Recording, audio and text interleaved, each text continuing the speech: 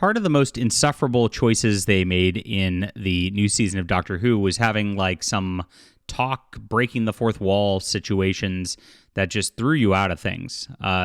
Doctor Who used to exist within a universe, and you felt like you were there. You felt like the Doctor could show up on your doorstep. You could go out there and go on an adventure.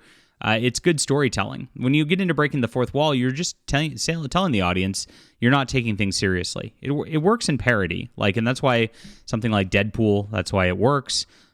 She-Hulk, even though the show didn't work, it worked in the comics under the John Byrne thing because, again, it was a parody. It was supposed to be a joke about superheroes.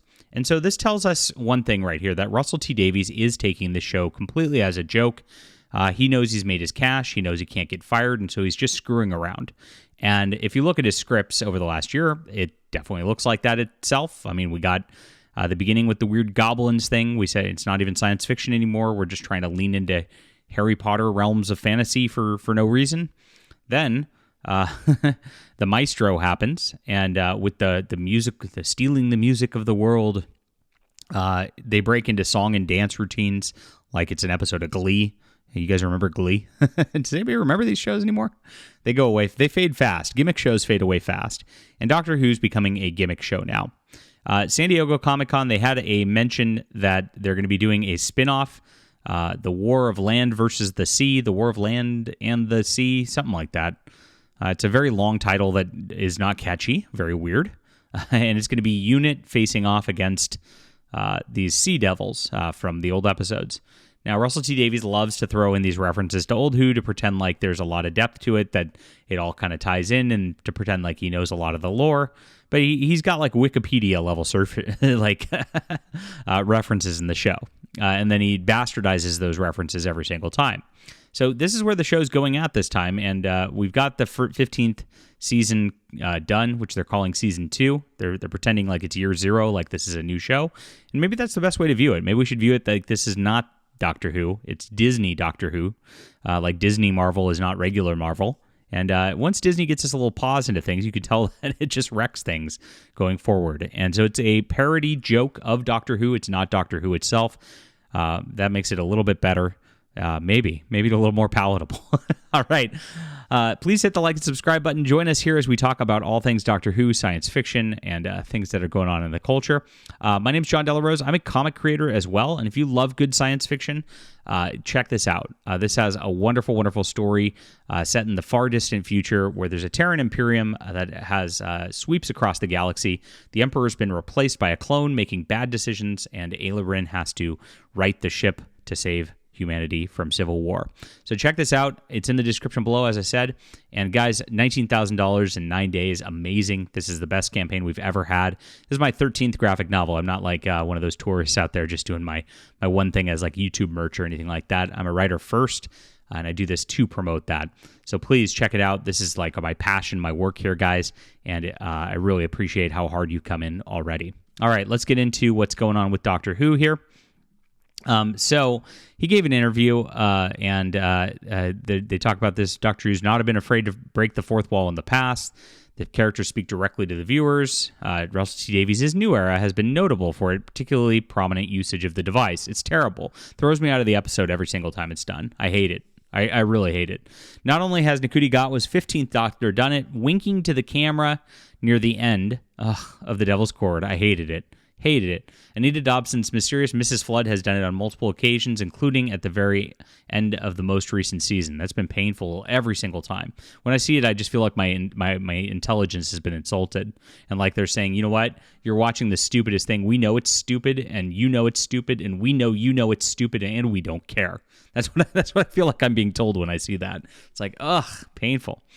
Now, speaking at San Diego Comic-Con, Davies has addressed these fourth wall breaks, saying it's part of the show going forward, breaking the fourth wall. Oh, man.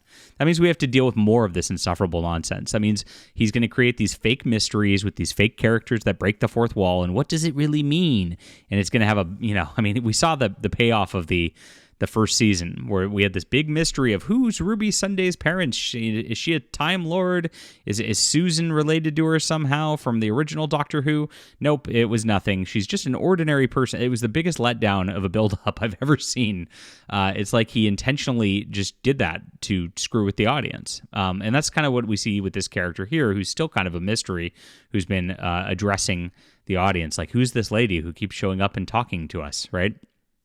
And that's what we're going to get more of, these more like misdirections, wordplay things, trying to pretend to be clever, pretend like it's smarter when it's actually really, really dumb. And that's it.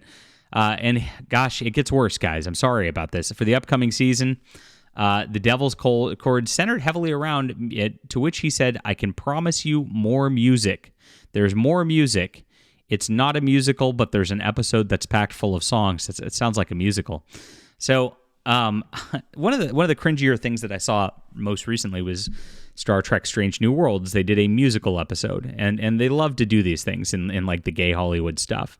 And you can tell this is Russell T Davies' like gay wet dream, is all that the recent Doctor Who stuff's been. Not to mention like the unit premise. Like I didn't think of this in my video yesterday when I talked about the new situation regarding the spinoff, which please click on that video.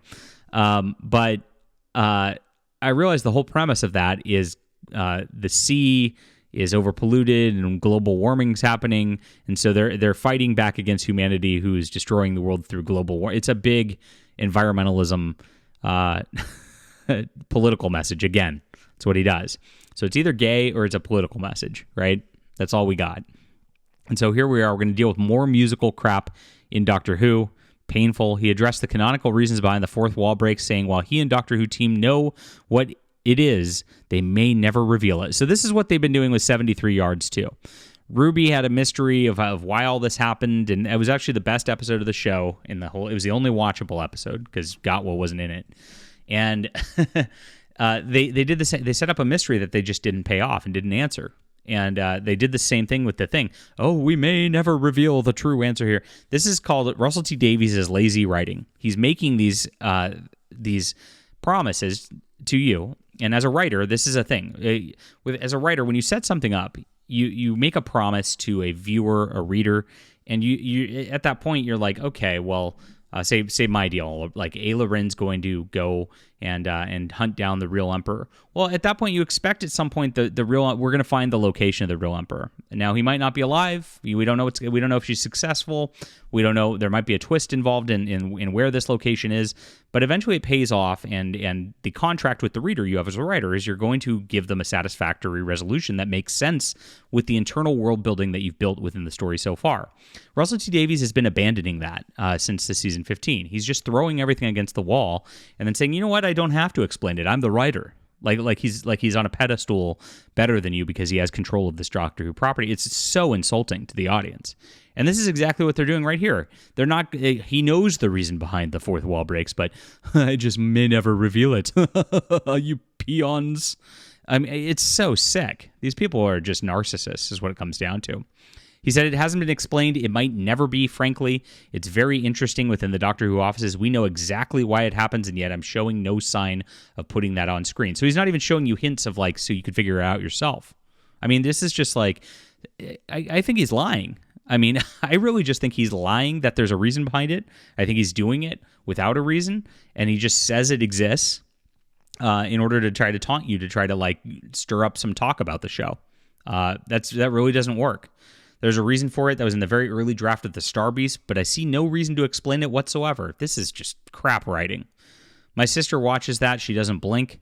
She doesn't actually blink when a character turns to camera and gives them a wink. I mean, you would if it was Pride and Prejudice. That would be odd. But there's something showy about Doctor Who. There's something proscenium arc about it. There's something arc about it, full stop. Oh, God. This is just terrible. And again, it just shows he's not taking it seriously. He's saying, look, Pride and Prejudice is something to take seriously. Doctor Who's not something to take seriously. That's who's in charge.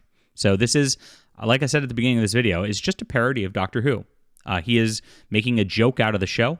He doesn't take it seriously. I don't believe for a second that he has an explanation for any of this stuff. I think he makes it up as he does it. Because I mean, again, if you're just putting in no foreshadowing, you have to put in foreshadowing and put in a little bit of hints and stuff like that. Even if you don't explain it and you want somebody to come up with an answer, you have to put some of that in there intentionally. Otherwise, you're just not doing it. It doesn't exist. Gosh, it's just maddening to watch how he treats the fans. So, as mentioned, he's confirmed a spinoff, which, again, is going to be a black female lead. Yay. It's going to be the same diversity crap that they're doing with this. And it's just going to be another train wreck for the Whoniverse. All right. Leave a comment down below with what you think about this. Hit the like and subscribe button. Make sure to check out The Hidden Emperor on Kickstarter. Appreciate you guys for being there. We'll be back soon.